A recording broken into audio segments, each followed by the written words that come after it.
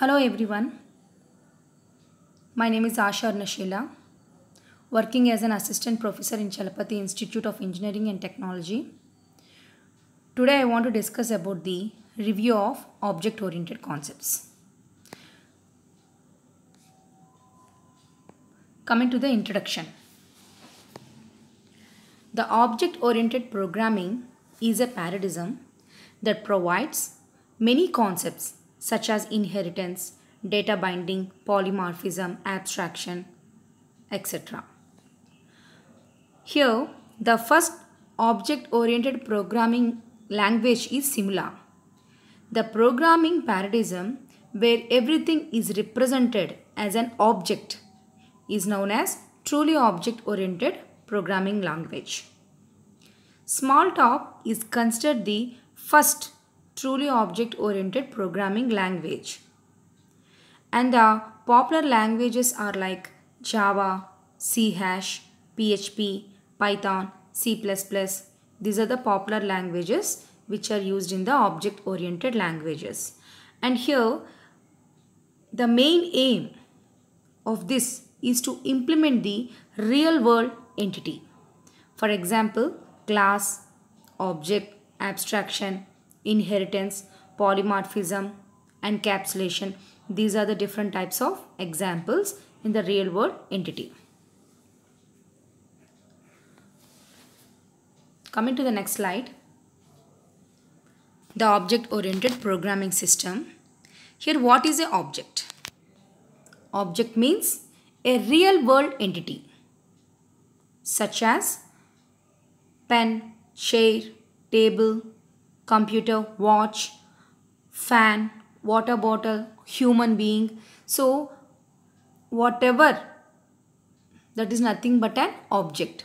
In the real world, entity is nothing but an pen, chair, table, computer, watch.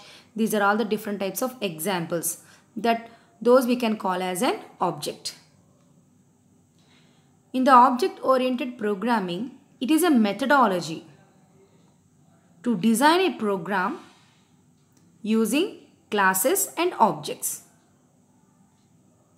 It simplifies software development and maintenance by providing some concepts. That is object, class, inheritance, polymorphism, abstraction, encapsulation. By using these concepts, it simplifies the software development and also the maintenance. A part of these concepts, there are some other terms which are used in object-oriented design. Coupling, cohesion, association, aggregation and composition. These concepts are used in the object-oriented designing. So let us see the diagram here. See object, class, inheritance, polymorphism, abstraction and encapsulation. This is the diagram representation for this.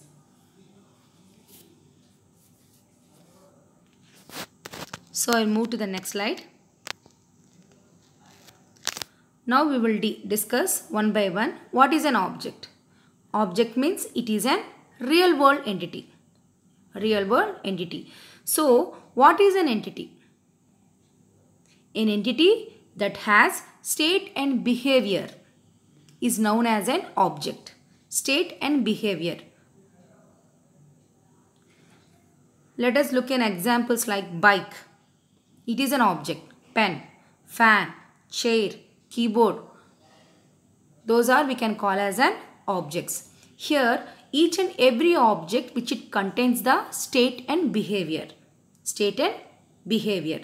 So here the state is nothing but a property.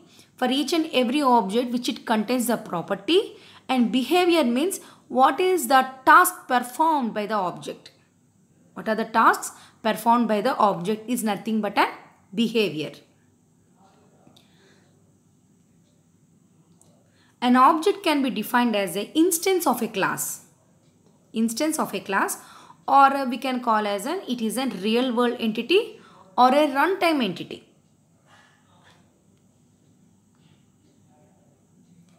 An object contains an address and takes up some space in memory. objects can communicate without knowing the details of each other, data or code. The only necessary thing is the type of the message accepted and the type of response returned by the objects. For example, take here a dog. Here I am taking the dog as an object, and what is the state and behavior of the particular dog? State is nothing but what is the color of the dog, what is the name we are calling, what is the breed of the dog. So these are all contains the state, or what are the properties of the dog. And here the behavior, what the dog will do, what is the behavior of the dog? Wagging the tail, barking, eating, jumping, playing. These are all the different types of behaviors of the dog. So here dog is an object. So here we can know that what is the state and behavior of the particular object. Here object is a real world entity. Entity that has state and behavior.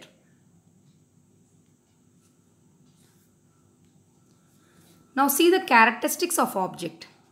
Here the state, behavior and identity are there. In the state represents the data of an object. Behavior means represents the behavior of an object, such as deposit, withdraw. These are all the different types of examples for the behavior. Identity. It is used intentionally by the JVM to identify each object uniquely. The JVM means Java Virtual Machine. By using that each identity to identify each identity uniquely.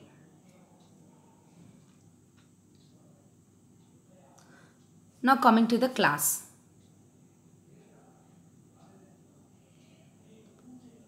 Collection of objects is called class. Collection of objects, or we can call as a class is a blueprint that object should follows.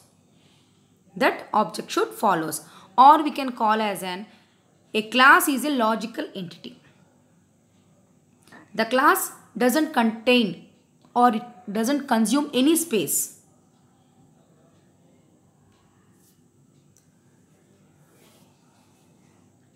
See here the class in Java, which it contains the fields, methods, constructors, blocks and nested classes and interfaces. The class which it contains all these things. A class can be defined as a blueprint for which you can create an individual objects, and the class doesn't consume any space.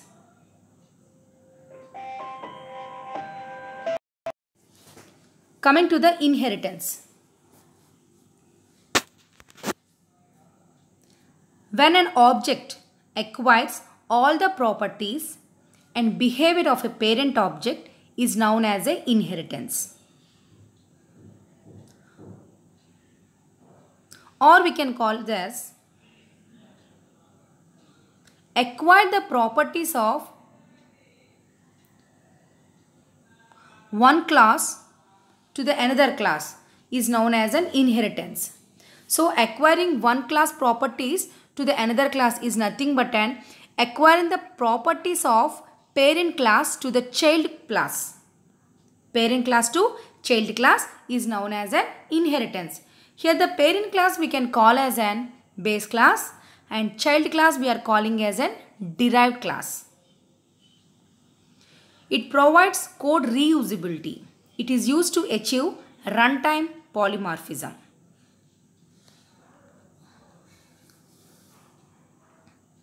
Coming to the polymorphism. Polymorphism means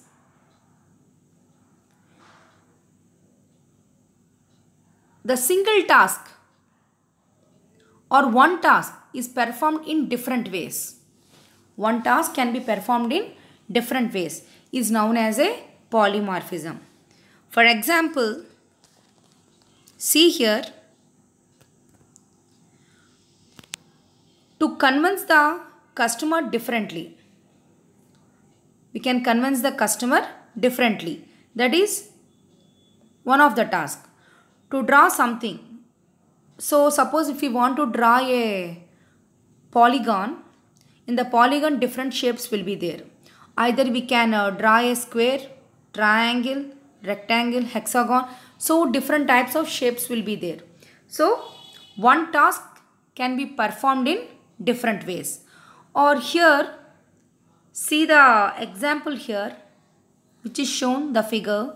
The duck quacks, means these are the animals, and the dog woofs, cat mews, and human will speak. The speaking is one type of task, and different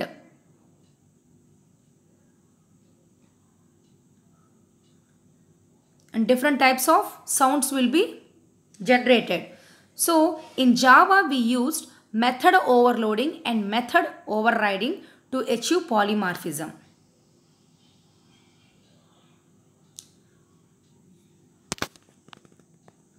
Method overloading and method overriding. This can be achieved in polymorphism. In later concepts, we'll explain this.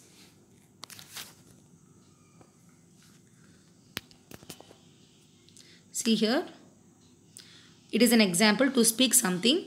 So for the human, the words will be in different languages. The cat will be meow, and the dog bark woofs, and the duck quacks. Different types of examples. But speak is one of the task, and different types of sounds will be generated. That is nothing but one task is performed in different ways. That is an polymorphism. Coming to the abstraction.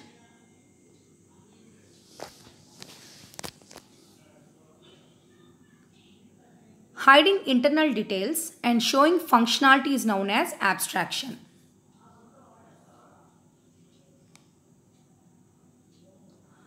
Or we can call as an showing the useful information and hiding the implementation details.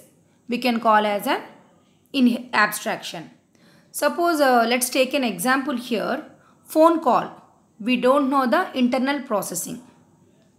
We don't know the internal processing. Or let us take another example, like if you are downloading a software, by clicking it you can install. By installing we will get the .exe file. So we can click that exe file and we can run that, and we can use that software. But here simply we can use that software, but we cannot see the coding which is there in the exe file. So here whenever we are using the abstraction, means showing the useful information and hiding the implementation details. That is one of the example. When we are using the abstraction, means it is providing the security. For the security purpose we are using the abstraction. In Java we use abstract class and interfaces to achieve the abstraction. Right. Coming to the encapsulation. Here the encapsulation means binding the variables and methods in a single entity is called encapsulation, or we can call as an binding. Here the binding is nothing but in wrapping. Binding code and data together into a single unit known as encapsulation. For example, a capsule, it is wrapped with different medicines. See here the diagram here, capsule, which it is wrapped with different medicines.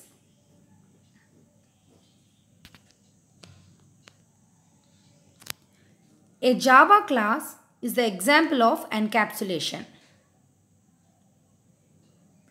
Java Bean is the fully encapsulated class because all the data members are private here.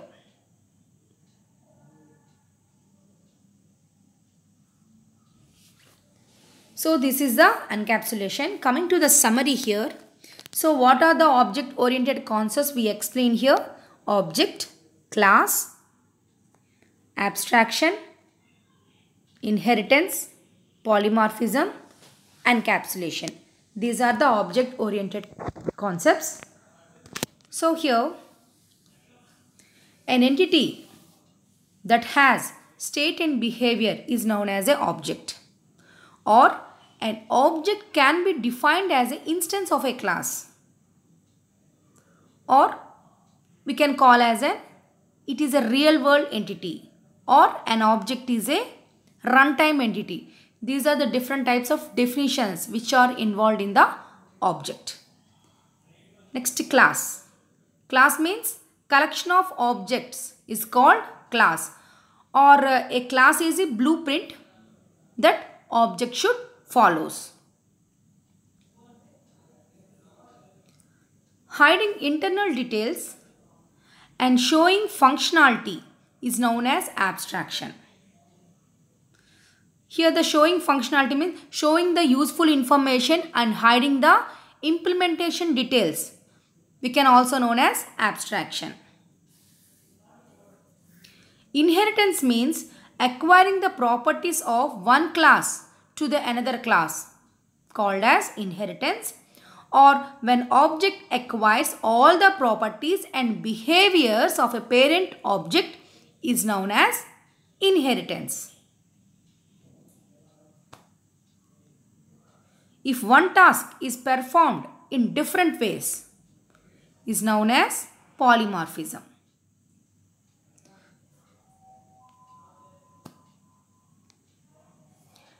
Binding code and data together into a single unit we are known as encapsulation, or another definition like binding the variables and methods into a single unit is known as encapsulation. So here these are the concepts. These object oriented concepts.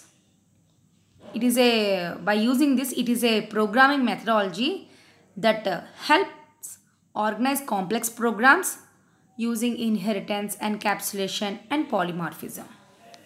Okay. I think so it's clear. Thank you.